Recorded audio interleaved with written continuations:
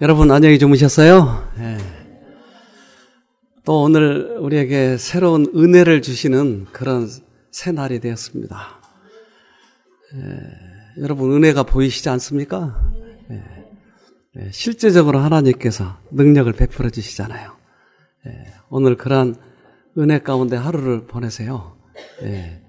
하나님만 부르면, 그분을 의지하기만 하면 모든 문제가 해결이 됩니다. 초등학생에게는 초등학생처럼 이 얘기해야 알아듣죠? 대학생에게는 대학생처럼. 하나님이 우리의 정도를 아실까요? 여러분 몇 학년이죠? 네, 초등학생 아직 안 된 것 같은데, 유치원생 같은데. 그러면 여러분에게 맞게 말씀하실까요? 그래요. 그래서 모든 사람은 그 음성을 들을 수 있답니다. 그런데 내가 그 음성을 듣고자 하지 않기 때문에 못 듣는 거예요. 즉, 하나님의 음성보다 더 큰 무엇을 내가 가지고 있는 거예요. 그러니까 못 듣는 거예요. 그래서 나의 처지에 맞게 말씀하신 그 하나님의 음성을 듣고자만 하면 들을 수 있어요. 아까 그 노래 했나요? 예. 듣고자 하면 들을 수 있습니다. 그래서 오늘 어떠한 병이든지 우리들 어떠한 처지든지 하나님께서 거기서 구원해 주실 것이에요. 근데 성경에서 가장 중요하게 이야기한 게 뭐냐면 뭐죠? 네. 용서예요, 용서. 네. 우리는 용서를 받으면 구원이에요. 용서가 가장 중요해요, 용서. 그래서 용서의 문제를 오늘 조금 다뤄볼까 합니다. 무슨 새인지 아세요? 이상하게 생겼죠? 비둘기 비슷하기도 하고, 이건 뻐꾸기입니다, 뻐꾸기. 예. 뻐꾹. 근데 이 뻐꾸기가 알을 어디다 낳는지 아세요? 알을 자기 둥지에다 낳지 않고 이 탁란을 해요. 다른 오목눈이 같은 새의 둥지에다 알을 낳아요. 근데 오목눈이는 조그만해요. 그러니까 둥지도 조그만해요. 그래서 오목눈이가 밥 먹으러 갔을 때 쫓아가서 거기다 놔요. 그러니까 그 조그만 둥지 속에다 뽕 놓고 도망가 버려요. 그런데 그 오목눈이 그 둥지에 알이 있을 때 나야 그렇지 않겠어요? 기르지 않겠어요?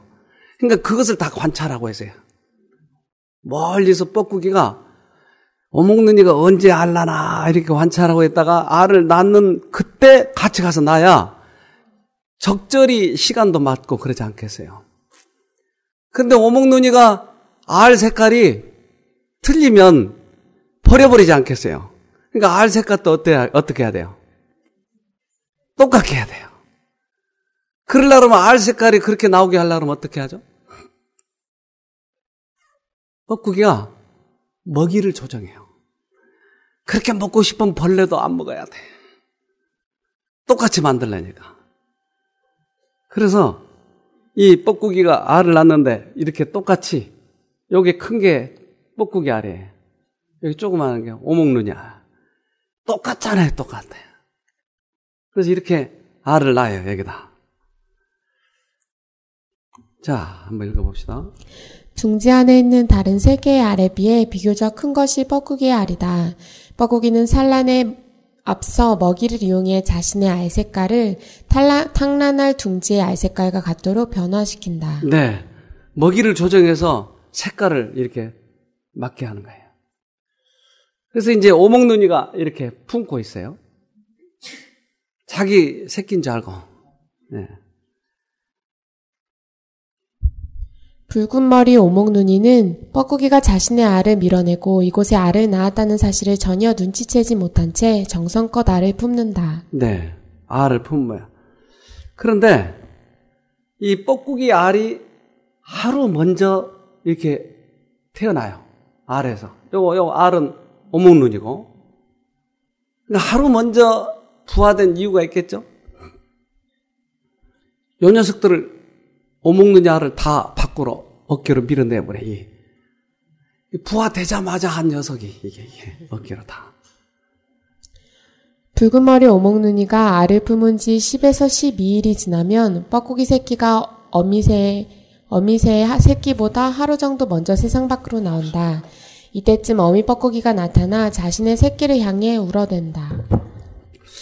그러니까 이제 하루 먼저 태어나서 있을 때 이 세상에서 가장 먼저 듣는 소리는 무슨 소리일까요? 그러니까 엄마는 그 새가 자기 새끼가 언제 부화될 것을 알아요. 그리고 이 뻐꾸기가 알을 하나만 낳은 게 아니고 여러 개를 낳아요. 그러니까 한 둥지에다 하나 딱 놔두고 도망가고 또 하나 딱 놔두고 도망가고 여기 여러 둥지에다 논다 이 말이에요. 그런데 그 새가 언제 부화될지를 알고 가서 뻐꾹뻐꾹뻐꾹 울어대요. 왜요? 이 녀석이 부화되자마자 가장 먼저 듣도록. 너는 내 새끼야. 너는 뻐꾹이야. 오목눈이가 아니야. 그래서 예수님이 이 땅에 오셔서 뻐꾹뻐꾹 울어내요. 너는 내 새끼야. 너는 사단 새끼 아니야. 그러니까 우리에게 예수님의 음성이 들리는 거예요. 이 음성을 들으면 우리는 예수님의 자식이에요. 맞죠? 예, 사단 자식 아니에요. 우리. 그래서 이 뻐꾸기가 다른 새끼를 지금 밀어내고 있는 장면입니다. 뻐꾸기의 새끼가 갓 깨어난 붉은 머리 오목눈이의 새끼를 둥지 밖으로 밀어내고 있다. 이것은 몸집이 작은 어미새로부터 좀 더 많이 먹이를 받아먹기 위한 뻐꾸기의 본능인 행동이다. 온 힘을 다해 가짜 어미새의 알과 새끼를 밀어내는 이러한 과정은 한 마리의 뻐꾸기를 날아오르기 위해 거쳐야 할 수많은 어려운 가운데 하나에 불과하다. 네. 뻐꾸기는 남의 둥지에서 태어나가지고 여기에서 살아남기 위해서 악착같이 살아남는 거예요. 우리는 남의 둥지에 태어났어요, 지금. 악착같이 이기고 넘어가야 돼요. 이겨야 돼요. 지면은 우리는 하늘을 못 가요. 이겨야 돼요. 그래서 이제 먹이를 갖다 주고 똥도 치고, 여기 똥을 치우는 장면이에요. 누구 새끼인데 이게? 뻐꾸기 새끼인데 이게. 먹이도 갖다 먹여요. 근데 이러다 이제 커졌다 이 말이에요. 어떤 것이 어미죠? 여기 어미죠? 이 새끼 저보다 훨씬 커 이 새끼가. 여기에다 밥을 먹이는 거예요. 계속 갔다가. 이렇게 커졌어요. 이거 보세요. 먹이를 먹이는데 머리가 들어가 버리잖아요. 새끼 머리.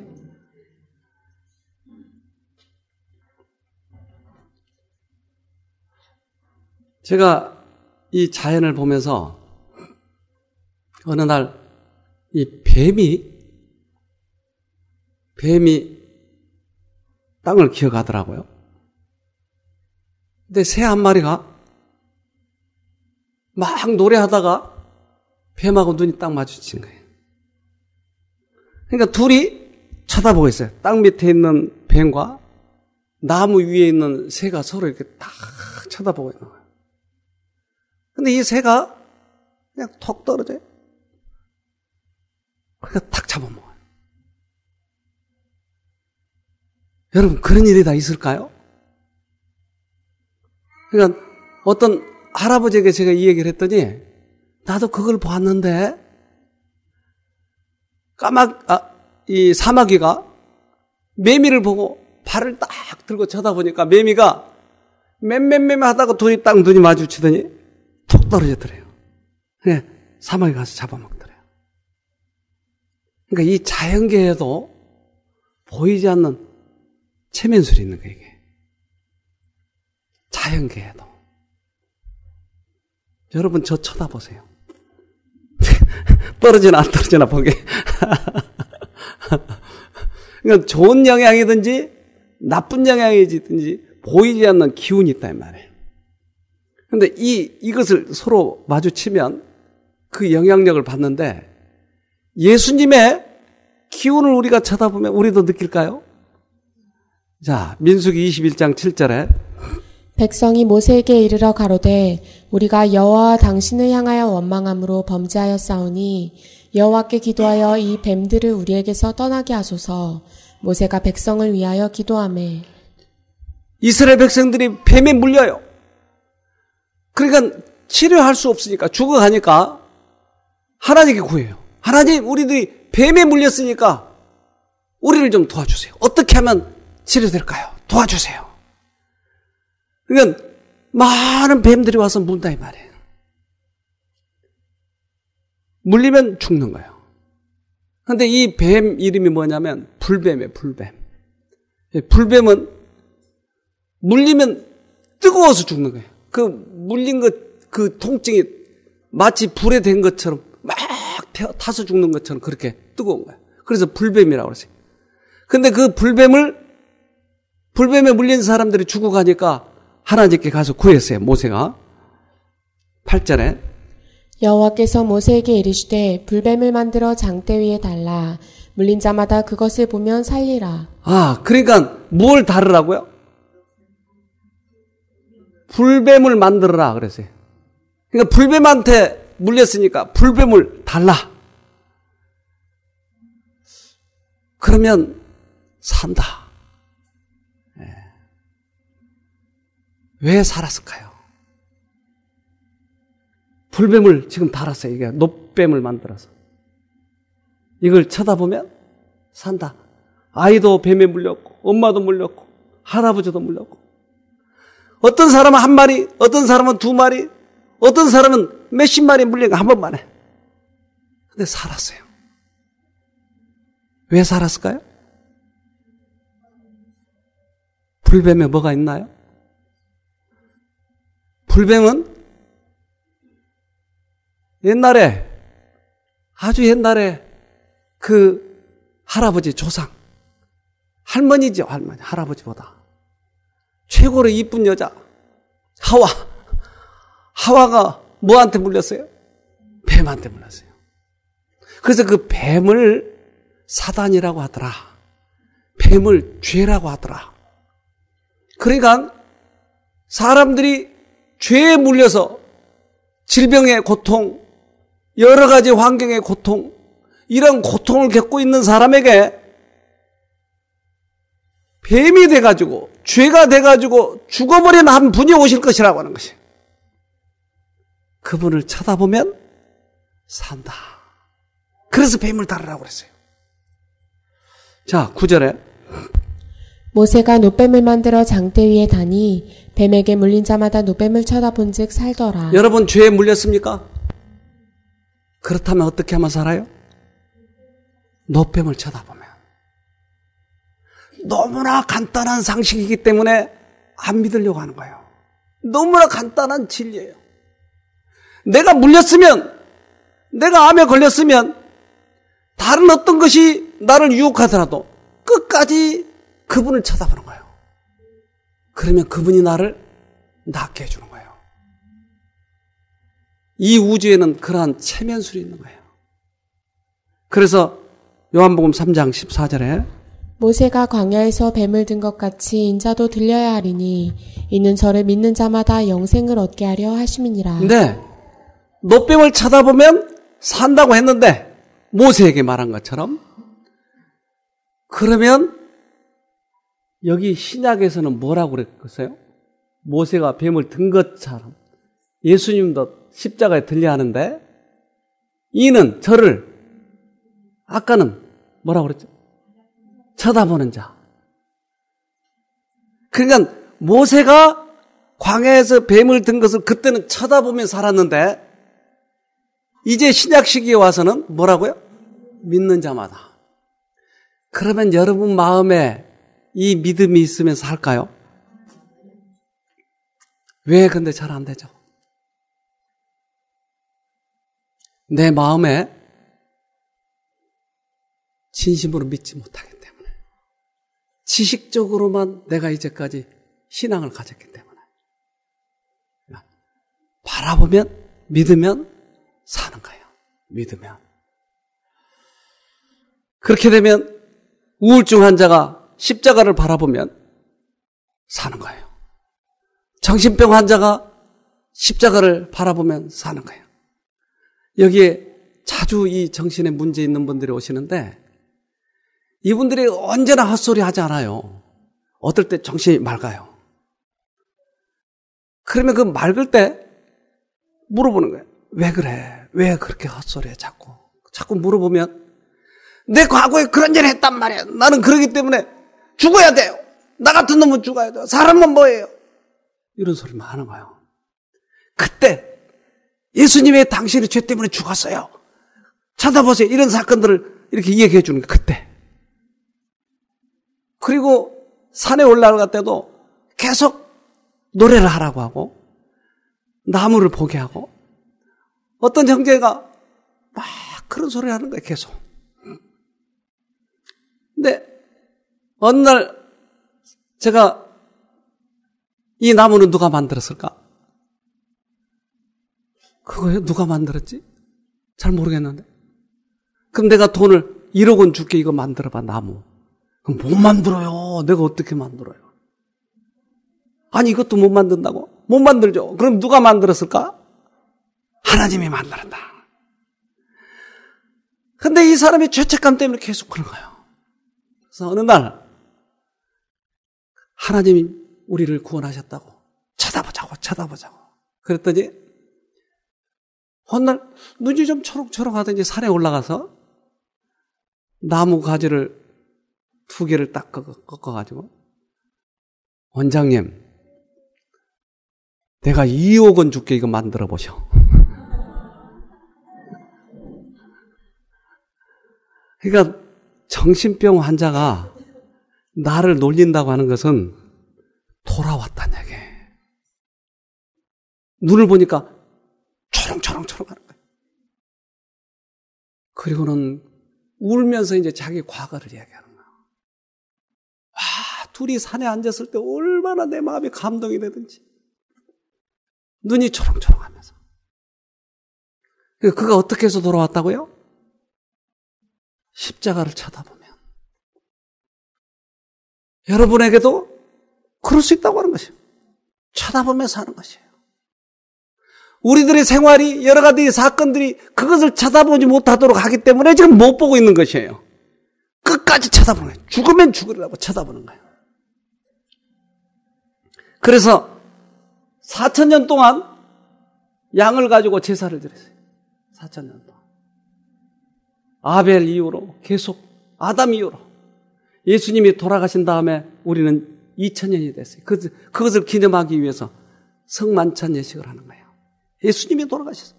이것이 구원이에요. 이것을 쳐다보면서 하는 거예요. 우리들은 우리들의 선한 행위를 자꾸 다른 사람들에게 자랑해가지고 구원 얻으려고 하는데 그것은 이방 종교들이 하는 짓이에요. 예수님이 우리 죄 때문에 돌아가신 것을 믿으면 구원인 것이에요. 최고의 진리.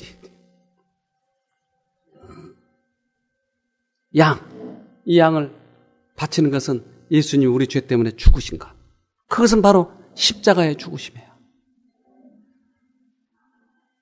예수님이 십자가에 돌아가실 때 하시는 말씀이 있어요. 요한복음 19장 30절. 예수께서 신포도주를 받으신 후 가라사대 다 이루었다 하시고 머리를 숙이시고 영원히 돌아가시니라. 무엇을 다 이뤘어요?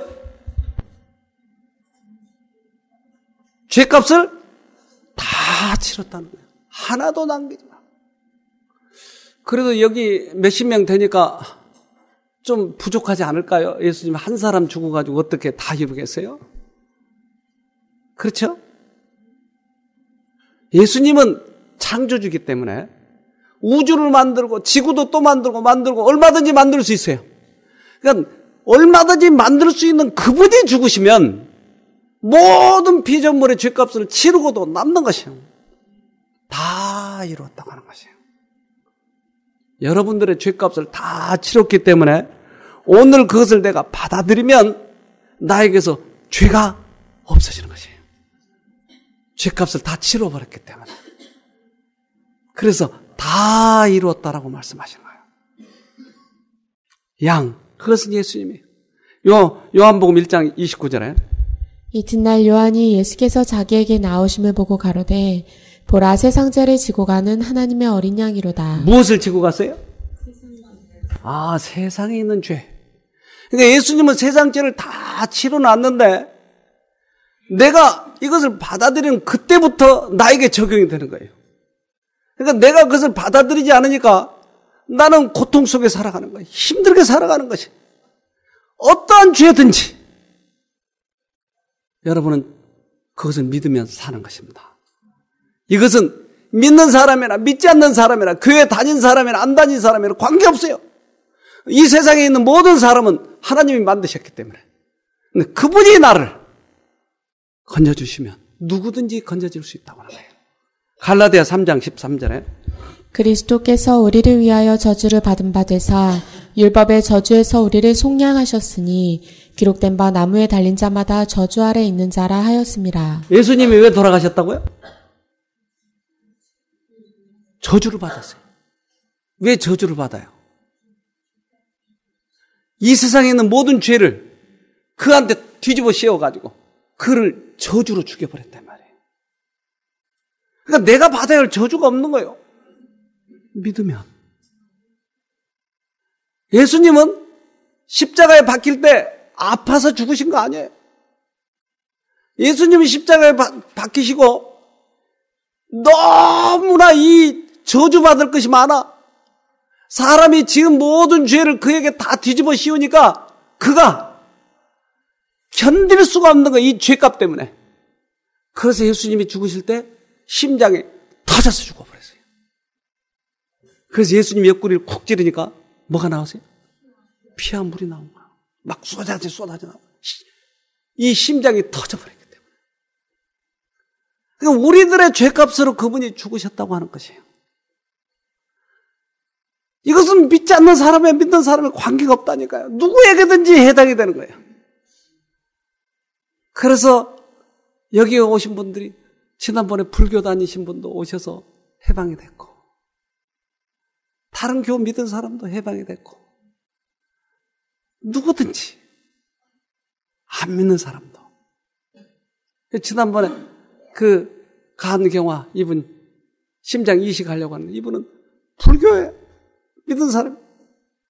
그래서 그 절에 가가지고 거기서 나오려고 했는데 스님이 안 되니까 며칠인가 뭐 한 달인가 했대요. 안 되니까 당신은 여기서 잘 안 될 것 같은데 저기 거기 별내에 가면 거기에 쉼터 있는데 그리고 가라고. 스님이 소개해서 그분 여기 온 거예요. 그래서 여기서 무슨 이 절에서 뭐 하는 그런 기관인지 알았대요. 그래가지고 와가지고는 기억절이 오라고 그랬더니 네? 성경절이요? 근데 그분이 살아버렸어요. 그러니까 관계없어요. 누구든지 관계없어요. 자, 봅시다. 그러나 모든 개구리가 새끼를 버려두는 것은 아닙니다. 몸집이 충분히 크다면 아프리카 황소 개구리 수컷의 크기는 축구공만 합니다. 여기에 생기는 무릉덩이는 훨씬 더 큰 연못가에 자리합니다. 새끼를 기르는 무릉덩이는 알라키에 적당하지만 훨씬 더 크고 마르지 않은 연못에 많이 있는 포식자가 없기 때문입니다. 그러나 건기가 더워지면서 작은 무릉덩이는 마르기 시작합니다. 올챙이들은 이제 정말 위험에 놓입니다. 아빠 개구리는 조치를 취합니다. 물기를 타기 시작하여 위험에 빠진 올챙이들이 가까이에 더 깊은 연못에 닿도록 합니다.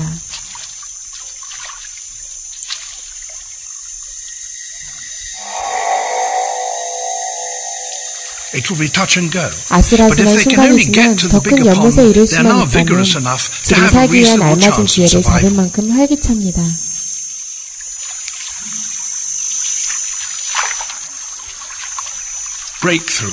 뚫렸습니다.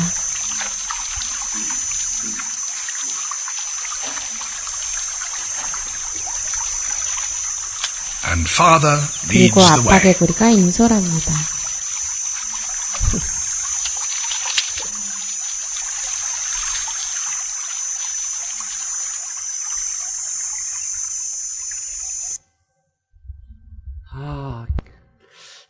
우리도 부성애가 있네요. 저 개구리를 누가 만드셨을까요? 그런데 우리가 목말라 죽도록 놔둘까요, 하나님이? 아니요. 개구리를 만드신 그분은 우리를 더 사랑하시죠. 왜 우리가 이것을 못 믿느냐고요. 그래서 십자가만 바라보면 그분이 우리의 죄값 때문에 죽으셨다고 하는 것을 우리는 알 수 있는데 왜 못 믿죠? 그래서 고아처럼 나 혼자 살기 위해서 얼마나 애쓰는지, 그 고통이 얼마나 심하는지. 이제 우리가 세상에 살다가 지치고 힘들었다면 이제 그 아버지, 우리를 만드신 그 아버지, 그분에게 우리의 몸을 던져보세요. 그러면 안아주실 거예요. 그리고 회복시켜 주실 거예요. 모생애보다 더 강한 우리 아버지. 시편 103편 10절에 우리의 죄를 따라 처치하지 아니하시며 우리의 죄악을 따라 갚지 아니하셨으니. 우리 죄만큼 벌 주신다고요? 처치하지 아니하고 우리의 죄악을 따라 갚는다고요? 아니요. 갚지 않는다고요. 왜요? 왜요?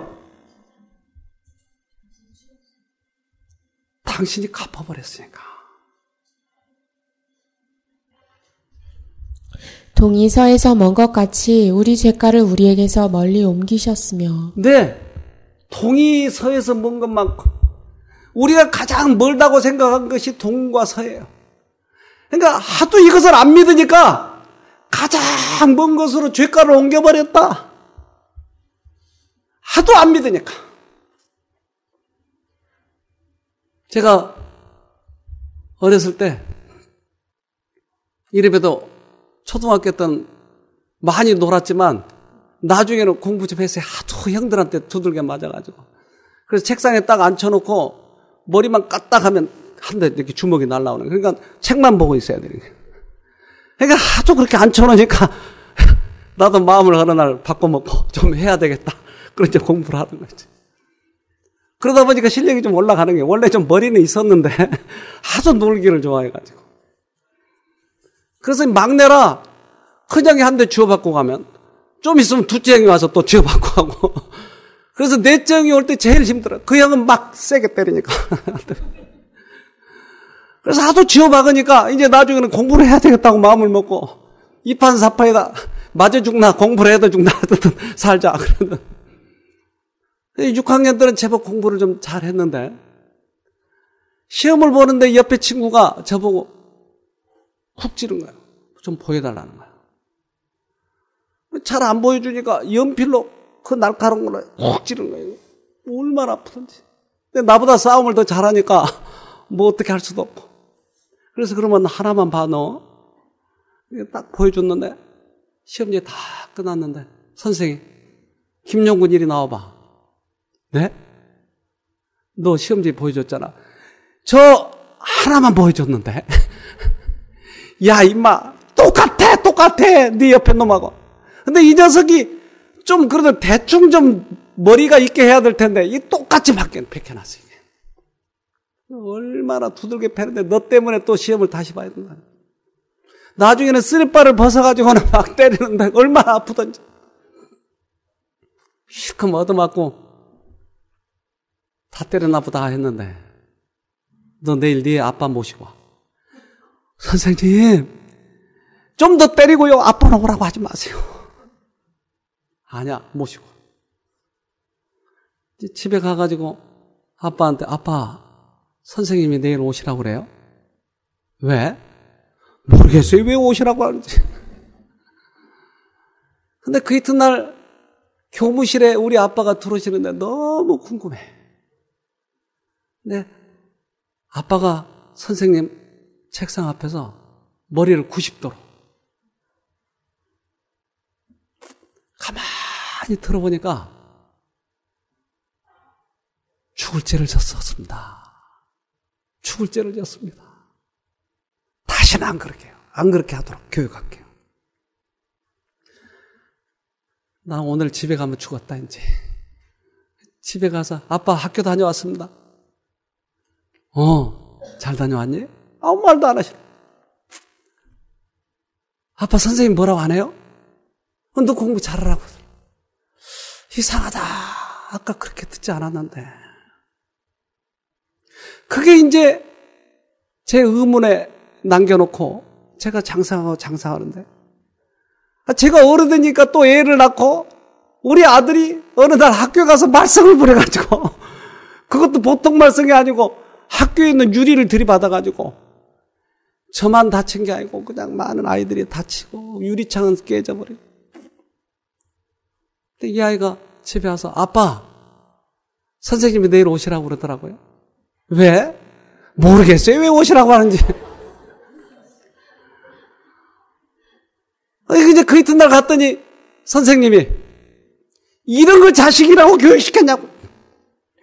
얼마나 나를 나무래든지. 근데 할 말이 없어요. 선생님 죽을 죄를 졌습니다. 그 순간 누구 생각이 나겠어요? 우리 아빠가 그때서야 우리의 하늘 아빠가 왜 죽을 죄를 졌는지를 알게 됐어요. 우리 예수가 죽을 죄 졌나요? 무슨 죄 하나 있죠? 하나 있어요, 하나. 그분이 우리를 낳으셨기 때문에, 낳은 죄 때문에 죽으신 거예요. 그분이 우리를 만드셨기 때문에 그 죄 때문에 돌아가신 거예요. 우리도 자식을 낳은 것밖에 도 그놈이 잘못했는데 왜 내가 죽을 죄를 지어요? 이럴 때 맞아. 예수님이 우리 죄 때문에 돌아가신 것은 세상의 법으로는 이해할 수 없구나. 이것은 사랑의 법으로만 이해가 되는구나. 예수님이 왜 돌아가신지를 그때서야 아는 거예요. 그래서 예수님의 심정으로 내가 그것을 받아들이면 세상의 도덕으로 받아들이는 것이 아니고 예수님의 사랑의 법으로 내가 그것을 받아들이니까 얼마나 감동되는지. 예수님이 우리 죄 때문에 돌아가신 거예요. 13절에 아비가 자식을 불쌍히 여김같이 여호와께서 자기를 경외하는 자를 불쌍히 여기시나니. 아비가 자식을 불쌍히 여긴 것처럼 나를 믿는 자, 그를 위해서 내가 죽었다. 우리는 이것을 받아들이면 구원인 것입니다. 14절. 이는 저가 우리의 체질을 아시며 우리가 진토임을 기억하심이로다. 그가 우리를 만드셨기 때문에 흙으로 만드셨고 천사보다 조금 못하게 우리를 만드셨단 말이에요. 그러니까 사단이 우리를 꼬시면 능력이 약하기 때문에 잘 넘어갈 수 있어요. 그러니까 그것을 불쌍히 여겨서 당신이 그 죄값으로 죽으시고 우리를 살리신 것이에요. 우리의 체질을 아셔야 그분이에요. 그러니까 우리는 있는 그대로 가면 돼요.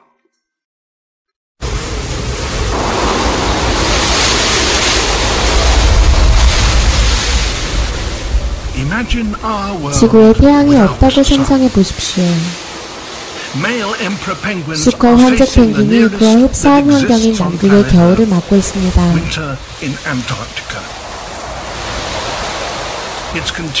어둠이 지속되고 온도는 섭씨 마이너스 60도까지 떨어집니다.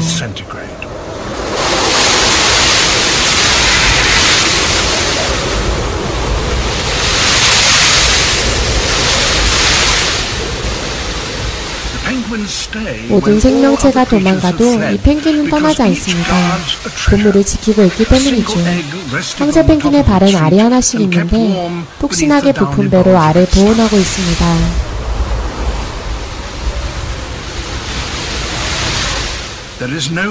음식도 없고 물도 없으며 몇 달 동안 태양도 볼 수 없을 것입니다. 이보다 더 큰 시련을 겪는 동물은 결코 없습니다.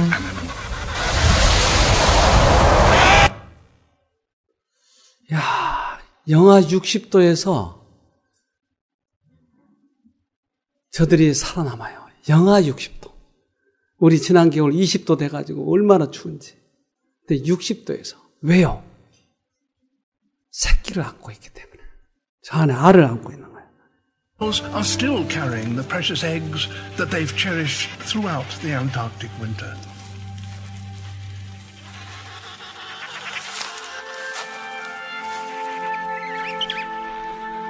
With the returning sun, the eggs hatch.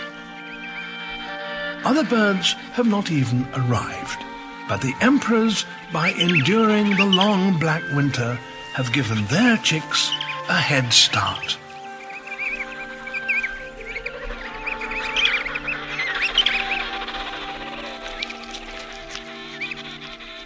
These youngsters are now ready and eager to make the most of the brief 마지막 Antarctic summer. 식사를 이 뱃속에다 어미는 가지고 있어요. 그러니까 이 식사를 무려 4개월 동안 안 먹고 남겨놓은 거예요. 왜요? 새끼 첫 먹이를 먹이기 위해서. 안 먹고 싶었을까요, 그거? 배가 안 고플까요? 춥지 않을까요? 근데 그 새끼를 먹이기 위해서. 이 펭귄을 누가 만드셨죠? 그 모성에는 누가 넣어줬죠? 하나님이 가지고 계신 것을 넣어줬다고요. 펭귄보다 훨씬 우리를 더 사랑하신다니까요. 왜 우리가 이것을 믿지 못하는지. 이것이 죄성이에요, 우리들의 죄성. 미가서 7장 18절. 주와 같은 신이 어디 있으리까? 주께서는 죄악을 사유하시며 그 기업의 남은 자의 허물을 넘기시며 인애를 기뻐하심으로 노를 항상 품지 아니하시나이다. 하나님 같은 신이 어디 있나이까? 우리를 만드신 분, 우리를 그렇게 사랑하신 그분, 그런 분이 세상에 어디 있는가? 그래서 인생길이 지치고 힘들고 내가 가장 똑똑하게 일을 잘 처리한다고 최선을 다했다고 생각한 그 결과를 지금 우리가 맛보고 있는 거예요. 이제 너무나 똑똑한 자지 말고 우리 아빠에게 돌아가야 되는 것이에요. 그러면 그분이 나를 안으시고 가장 선한 길로 그분이 이끌어 주시는 거예요. 이제 지치고 고달픈 그 인생길을 또 내가 어떻게 하려고 하지 말고 주님께 돌아가는 것이에요. 그러면 그분이 나를 안아주셔서 새로운 길로 인도하실 것이에요. 베드로전서 2장 24절에 친히 나무에 달려 그 몸으로 우리 죄를 담당하셨으니 이는 우리로 죄에 대하여 죽고 의에 대하여 살게 하려 하심이라. 저가 채찍에 맞음으로 너희는 나음을 얻었나니. 네, 예수님이 그 모든 죄값을 다 갚으시고 죽으셨으니까 너희도 이것을 받아들여. 그러면 너희가 산다 이 말이에요. 그분이 죽으셨으니까 우리도 우리의 의의를 버려버리고 나의 선한 행위로 구원 얻으려고 하는 거 그거 버려버리고 주님을 받아들이자고 하는 것입니다. 십자가 그것은 우리들의 인생길에 있어서 가장 중요한 지표이고 그것이 우리들의 해결책이에요. 모든 문제. 피곤하고 지치거든 엄마에게 아빠에게 돌아가는 것이. 인생길이 너무나 힘들면 아빠 무릎 아래에다 짐을 내려놓는 거예요. 그러면 살 수가 있어요. 스가랴 3장 1절에 대제사장 여호수아는 여호와의 사자 앞에 섰고 사단은 그의 우편에 서서 그를 대적하는 것을 여호와께서 내게 보이시니라. 대제사장은 백성의 죄, 자기의 죄를 하나님 앞에 내려놓고 이것을 죄 용서를 구하는 사람이 대제사장이에요. 그런데 이 죄를 고할 때 누가 옆에 있어요? 사단이. 사단이 우리가 죄를 고할 때 언제나 옆에 있어요. 근데 대적하는데 어떻게 대적할까요? 사단이 우리를 대적하잖아요. 이야, 너 같은 놈, 너같이 죄를 많이 진 녀석이 어떻게 용서를 받는다고 그래? 야, 죄가 한둘이야? 너 이렇게 기가 막힌 죄를 져놓고서 하나님 앞에서 뻔뻔스럽게 와서 무릎을 꿇었어? 계속 집어넣어줘. 그러니까 죄인들은 여기서 차지러져 버려요. 그런데 주님께서는 이 죄값 때문에 돌아가셨나요? 그래요. 어느 날 우리 집사람이 얘하고 티격태격 하더니 쫓아와가지고 여보 저놈이 나한테 대들었어요. 대들었다고요. 그래서? 아니 대들었다니까. 뭐 어떻게 하란 얘기죠? 가서 몽둥이로 좀 두들겨 패란 얘기. 근데 제가 가만히 들어보니까 그렇게 해결되는 문제가 아니니까 그냥 놔줬어요. 한참 씩씩씩씩 그러다가 무릎을 꿇더니 기도를 하는 거예요. 기도가 끝나더니 쫓아가는 거예요. 쫓아가지고 야! 나 너 용서했다! 그리고 돌아와요. 그리고 울고 또 쫓아가서 내가 너 용서했다고. 어떻게 되나 봤더니 한참 있다가 그 녀석이 쫓아와가지고 엄마 제가 잘못했어요. 제가 잘못했어요. 이거 둘이 껴안고 막 우는 거예요. 우리 하나님은 우리를 용서해버렸어요. 근데 이 용서를 안 받으니까 얼마나 마음이 아픈지 몰라요. 그러니까 그 녀석이 대든다 할지라도 엄마의 마음은 용서해버렸다고 하는 것이에요. 나도 용서했다. 용서해버리신 거예요. 자, 예수님이 우리를 용서하셨다고 하는 것은 우리가 받아들이기만 하면 구원인데 우리는 우리들의 죄값을 우리가 치르려고 하고 뭔가 선한 행동을 해야 구원 얻을 것처럼 생각하는 것이에요. 2절에 여호와께서 사단에게 이르시되 사단아 여호와가 너를 책망하노라. 예루살렘을 택한 여호와가 너를 책망하노라.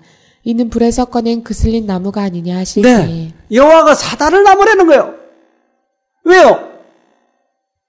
내가 용서했는데 너 또 데리고 가서 또 죽이려고 그래? 죄값을 내가 갚았다니까. 그래서 그것을 제사장이 죄를 갖다 놓고 그것을 고하는데 너 또 그거 끌고 가서 또 죄를 짓게 하려고 그러잖아. 내가 불에서 꺼내가지고 후 불어나가지고 꺼놨는데 또 아궁이에 넣으려고 그래? 하나님께서는 누굴 나무래요? 사단을 나무라는 거예요. 우리들의 죄를 하나님께서 벌하려고 하는 것이 아니고 죄를 짓게 한 사단을 나무래고 있는 거예요. 근데 우리의 도덕은 자꾸 내 죄를 내가 갚으려고 하는 거예요. 그러니까 언제나 침이, 어깨에 침이 꽉. 주님께서는 당신이 우리들의 죄값을 갚으셨다고요. 이것을 내가 받아들이면 구원인 거예요. 어떠한 죄로부터든지 어떠한 형편으로부터든지 우리는 구원 얻을 수 있는 거예요. 그러나 때때로 우리는 이것이 도덕적으로 받아들여지지 않아. 왜? 나도 어려서부터 교육을 받을 때는 내 죄는 네가 갚으라고 하는 거예요. 우리 아버지도 그러고 우리 형들도 그러고 네가 죄지면 네가 맞아야 돼. 네가 도둑질하면 네가 형무소 가야 돼. 그런데 내가 죄를 졌는데 예수가 갚는다고 그러니까 이게 이해가 안 되는 거예요. 지금 이게. 그러나 이것은 세상 법으로 해결한 것이 아니고 사랑의 법으로 아버지가 나를 목숨보다 더 사랑하시기 때문에 내가 내 자식을 목숨보다 더 사랑하기 때문에 이 사랑의 법을 받아들이면 이것이 이해가 되는 것이에요. 이것이 받아들여지는 것이에요. 여러분도 자식을 길러봤잖아요. 눈에 넣어도 아프지도 않잖아요. 아버지께서는 우리를 더 사랑하신다니까요. 그러니까 그 사랑의 법을 내가 받아들이면 이것이 이해가 되는 거예요. 내가 잘못했나요? 물론 모든 사람은 다 잘못했어요. 모든 사람은 다 죄를 졌어요. 그러나 그 죄를 짓게 한 존재가 사단이다 이 말이에요. 그런데 그것을 내가 실수해서 받아들였다 이 말이에요. 그런데 그 실수를 예수님께서 용서하셨다 이 말이에요. 잘못된 선택을 예수님께서 용서하셨단 말이에요. 그 죄값을 예수님이 받으신 것이에요. 4절에 여호와께서 자기 앞에 선 자들에게 명하사 그 더러운 옷을 벗기라 하시고 또 여호수아에게 이르시되 내가 내 죄가를 제하여 버렸으니 내게 아름다운 옷을 입히리라 하시기로. 네, 죄가를 제버렸다고 하는 것이. 그래서 하나님께서 우리의 죄가를 제해버렸다고 하는 것을 내가 믿는 순간 내 마음에서 큰 평안이 와요. 여러분, 이 평안이 여러분들의 병을 치료한 것입니다. 여러분의 병을 거기서 치료를 받아요. 이분은 페체트병이라고 하는 자가 면역 질환, 아무리 항생제를 써도 낫지 않는 염증이 생긴 거예요.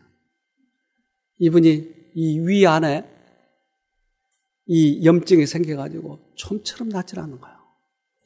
그래서 병원에 가봤더니 당신은 페체트병이라고 그래요. 그래서 친한 친구가 의사가 있는데 의사가 하는 말이, 내가 솔직히 얘기하는데 병원에서는 안 되네. 그 충격이 얼마나 컸겠어요. 그래서 밥은 못 먹고 빼짝 말라가지고, 그래서 이제 여기저기 요양원 이런 데를 돌아다닌 것이에요. 근데 저쪽 남쪽에 있는 한 요양원을 갔더니, 당신이 그동안 너무나 죄를 많이 졌기 때문에 그런 거니까 이제 금식 기도하면서 회개를 하세요. 근데 금식 할 거나 말 거나 없죠. 그동안 못 먹었는데 또 뭘 금식해. 근데 어쨌든 이제 금식하라고 그러니까 금식을 하면서 그가 회개를 하려고 하는데 회개가 안 되는 거예요. 회개가. 그래서 그는 살기 위해서 얼마나 애를 썼는지 회개하려고. 네, 회개가 안 되는 것이. 무려 한 달 동안이나 음식을 제대로 못 먹고. 그러니까 그렇지 않아도 가죽만 남았는데 더 그냥. 그래가지고 이분이 다시 돌아와 버렸어요. 포기하고. 내가 이제부터는 절대 그런 요양원 가지 않아. 어느 날 제가 어느 집회에서 이런 얘기를 쭉 했더니 한 분이 자기 동생을 여기 보내겠다는 거예요. 근데 이분이 여기 와서 딱 보더니, 아니 여기 또 예수 믿는데요, 나 갈래요. 그래서 좀 며칠간만 계시다가 가시라고. 여기 금식하라고 하지 않나요? 아, 여기서는 그렇게 안 하니까 그냥 편하게 계시라. 아니 회개해야 될 텐데, 아니 그거 그냥 이분이 완전히 예수에 대해서 오해하고 있는 거예요. 그래서 이분에게 오늘 같은 설교를 했어요. 그랬더니 이분이 눈이 반짝반짝 빛나는 거예요.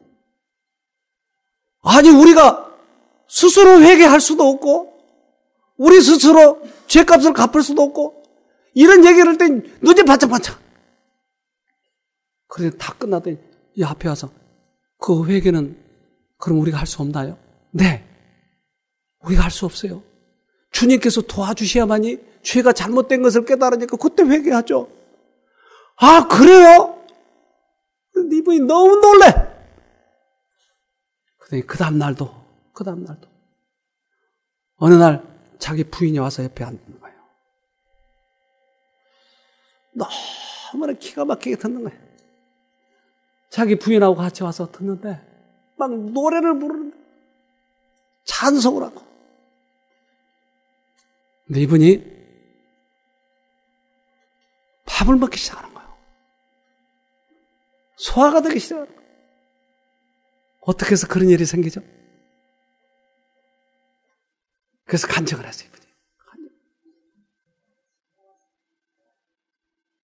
불치의 병, 페체트병이 온 이유가 뭐냐면 죄책감이었어요. 우리를 죄책감에 빠지게 만들고 사단은 그 병을 주고. 근데 이 죄책감에서 해방이 되니까 얼마나 자유스러운지. 그래서 여기 오래 계시지도 않았어요. 한 보름 계셨을 거예요, 보름. 여기서 완전히 회복이 돼가지고. 그리고는 이분이 이제부터는 내가 이 복음을 전해야 되겠다고. 아니, 이렇게 쉽게 우리가 구원받을 수 있고 쉽게 나올 수 있는 걸 왜 그렇게 회개하라, 금식해라 이렇게 하는지 모르겠다고. 이제부터는 내가 전해야 되겠다고. 그래가지고 저기 강원도에 거기 센터 있어요. 거기 가서 계속 이분이 자원봉사해요. 여기 오셔가지고 저를 만나려고 2번이나 왔는데 제가 못 만났어요. 바빠서. 어디 갔어요 그때. 이분이 얼굴이 좋아지고 소화가 되고 의사가 불치병이라고 하는 그 베체트병이 깨끗하게 나와버리고. 뭐가요? 뭐가 그렇게 낫겠어요? 하나님의 사랑을 받아들이고 용서를 받아들이니까. 사랑은 묘약이에요. 사랑은 치료제예요. 그것이 들어오면 피를 맑게 만들어주고 심장을 적당하게 뛰게 만들어주고 모든 내장이 와서 원활하게 활동하게 해준 것이 사랑이에요. 사랑. 이분이 그렇게 해서 사는 것이에요. 그리스도께서 온몸을 통하여 나눠주시는 사랑은 하나의 생명력이다. 그것은 뇌, 심장, 신경 등과 같은 모든 중요한 부분에 치료하는 영향을 미친다. 그것에 의하여 사람의 최고의 능력들이 활동하게 된다. 그것은 생명력을 파멸시키는 죄책감과 슬픔, 근심과 걱정에서 심령을 해방시켜준다. 네. 그리스도께서 온몸을 통해서 나눠주신 사랑은 그것이 약이 되어서 심장도 뇌도 다 고쳐준다. 다른 데 가서 찾으려고 하시지 말고 여기서 이 묘약을 꼭 경험하시길 바랍니다. 그러면 여러분 생애 최고의 경험을 할 것이 생애가 전적으로 변화되는, 이제까지는 힘들고 고통스럽고 우울하게 살아왔지만 이제부터는 멋지게 살아갈 수 있을 것이, 오늘 그 하나님을 꼭 만나시기를 바랍니다. 우리 잠깐 기도하고 마치겠습니다. 하늘에 계신 아버지, 그동안 우리가 사단에게 속아서 죄책감에 빠지고 근심에 빠지고 우리의 과거의 추억 때문에 괴로워했던 그러한 적이 있었습니다.